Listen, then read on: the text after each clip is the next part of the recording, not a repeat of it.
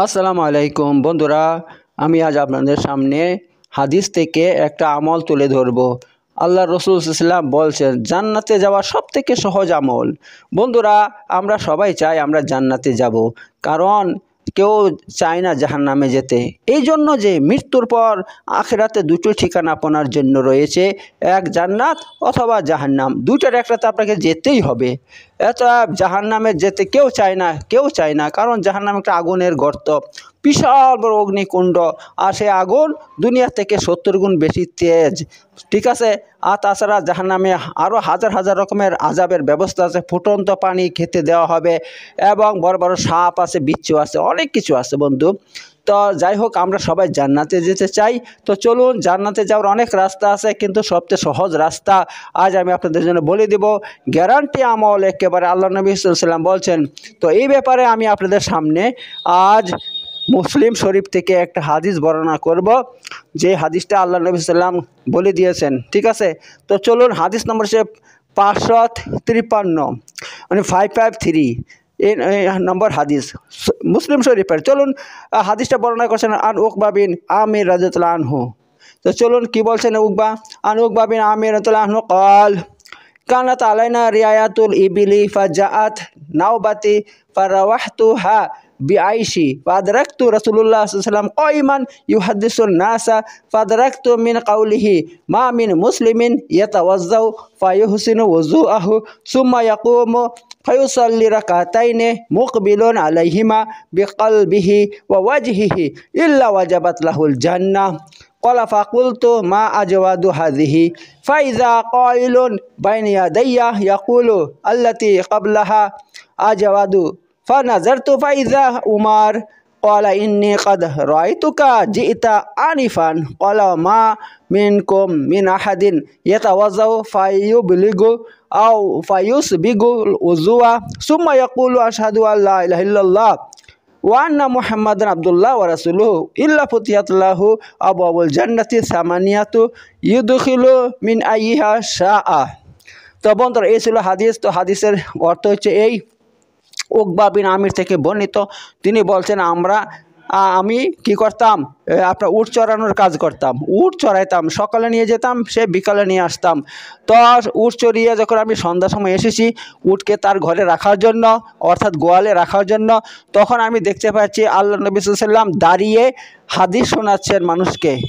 তখন আমি সেখানে গেলাম, যাওয়ার পর আমি দেখতে পেলাম যে আল্লাহ নবী সাল্লাল্লাহু আলাইহি ওয়াসাল্লাম হাদিস বলছেন। কি হাদিস?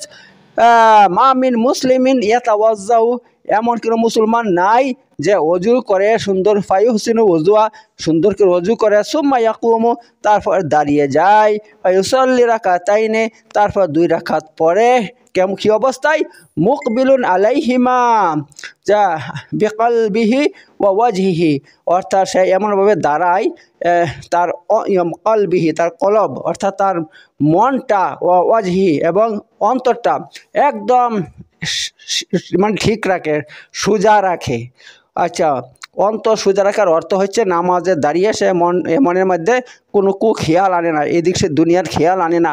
ওয়াজহি এবং মুখটাকে ঠিক রাখে, তার মানে সে মুখটাকে এদিক সেদিক ঘোরায় না নামাজ অবস্থায়, অর্থাৎ একদম দাঁড়িয়ে থাকে।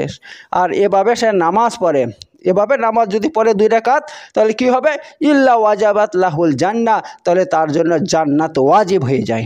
আল্লাহু আকবার। আল্লাহ নবী সাল্লাম এই কথা বলছিলেন। ক্বালা ফাকুলতু মা আজওয়াদু হাযিহি, আমি এই কথা শোনার পর বললাম, কি সুন্দর উত্তম কথা বলছেন। ফাইজা কাইলুন বাইনা ইয়াদাইয়া, তো আমার পাশ থেকে এক ব্যক্তি বলে উঠল, ইয়াকুল আল্লাতী ক্বাবলাহা আজওয়াদ, এর আগের কথা তো এর থেকেও সুন্দর ছিল, এর আগের কথা এর থেকেও সুন্দর ছিল। ফানাজারতু ফাইজা হুয়া উমর, যখন আমি তাকাইলাম তার দিকে, দেখলাম তিনি তো উমর। ক্বালা ইন্নী ক্বাদ রাআইতুকা জিইতা আনিফান, তখন উমর বলল, আমি দেখতে পাচ্ছি তুমি এখনই এসেছো, অর্থাৎ আমি তো আল্লাহ নবীর কথা অনেকক্ষণ থেকে শুনছিলাম, এবং তিনি এর থেকেও আরও উত্তম উত্তম কথা তিনি বলছেন, সেগুলো তুমি শুনতে পাওনি, আমি শুনতে পেয়েছি, কারণ তুমি এখনই এসেছো। যাই হোক, এবার আল্লাহ নবী সাল্লাম বলছেন, মা মিনকুম মিন আহাদিন ফায়াতাওয়াজ্জাউ ফায়ুবলিগু আও ফায়ুসবিগুল ওযুআ সুম্মা ইয়াকুলু, তোমাদের মধ্যে এমন কোনো ব্যক্তি নাই যে অজু করে, যে পুরোপুরি অজু করে, উত্তমভাবে অজু করে, সুম্মা ইয়াকুল, তারপরে বলে আশহাদু আল্লা ইলাহা ইল্লাল্লাহ ওয়া আন্না মুহাম্মাদ আশহাদু আল্লা ইলাহা ইল্লাল্লাহ ওয়া আন্না মুহাম্মাদান আবদুল্লাহ ওয়া রাসূলুহু। যে ব্যক্তি এই প্রথম কলেমা, এই কলেমা শাহাদাত পড়ে আর কি, অজু করার পর, তাহলে কি হয়, ইল্লা ফুতিহাত লাহু আবওয়াবুল জান্নাতি সামানিয়া, তাহলে তার জন্য জান্নাতের 8টা দরজা খুলে দেওয়া হয়। ইয়াদখুলু মিন আইয়িহা শাআ, সে কী করতে পারে, এই 8টা দরজার যে কোনো দরজা দিয়ে জান্নাতে প্রবেশ করতে পারবে। তো এমন ফজিলত। তো বন্ধুরা দেখতে পাচ্ছেন অজুর 2টা ফজিলত বর্ণনা করা হয়েছে।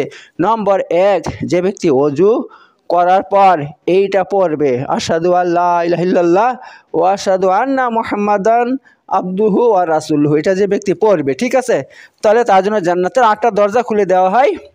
তো সে জান্নাতে যে কোনো দরজা দিয়ে ইচ্ছা করলে জান্নাতে প্রবেশ করতে পারবে। এটা এত বড় ফজিলত। আর 2 নম্বর ফজিলত অজুর, যখন মানুষ অজু করবে, করে 2 রাকাত নামাজ পড়বে, নফল নামাজ পড়বে, তাহিয়াতুল অজু পড়বে, তাহলে কি হয়, আর নামাজটা এভাবে পড়তে হবে, একদম মন লাগিয়ে পড়তে হবে, অর্থাৎ নামাজে দাঁড়িয়ে মনটা এদিক সেদিক করলে হবে না, মনের মধ্যে দুনিয়ার কোনো খেয়াল আনলে হবে না, এবং তেমনইভাবে নামাজে দাঁড়িয়ে এদিক সেদিক তাকাইলে হবে না, এক দৃষ্টি মন লাগিয়ে নামাজটা পড়তে হবে, ঠিক আছে। তাহলে কি হবে, ওয়াজাবাত লাহুল জান্নাহ, তার জন্য জান্নাত ওয়াজিব হয়ে যায়। এটা কে বলছে, আল্লাহ নবী সাল্লাল্লাহু আলাইহি ওয়াসাল্লাম বলছেন, যে সহিহ মুসলিমের হাদিস বন্ধুরা।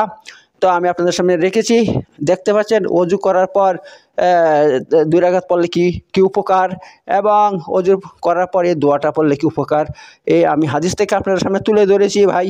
অনেকে এই সমস্ত কথা মানুষের মুখে শুনে, কিন্তু হাদিস থেকে শোনে না কোনো দিন। আপনারা হাদিস থেকে যদি এরকম বিষয় জানতে চান, তাহলে অবশ্যই আমার ইউটিউব চ্যানেল সাবস্ক্রাইব করে রেখে দিন, তাহলে আপনারা এরকম হাজার হাজার সহিহ হাদিস জানতে পারবেন আমার মাধ্যমে, এই আপনার মুসলিম এবং বুখারী শরীফের কিতাব থেকে। কারণ আমি আপনাদের সামনে একদম সহিহ হাদিসের কিতাব থেকে এই সমস্ত মসলা তুলে ধরি। আমার সামনে মুসলিমের 1ম খণ্ড 2য় খণ্ড একত্রে রয়েছে, তার মধ্যে হাজার হাজার হাদিস আছে।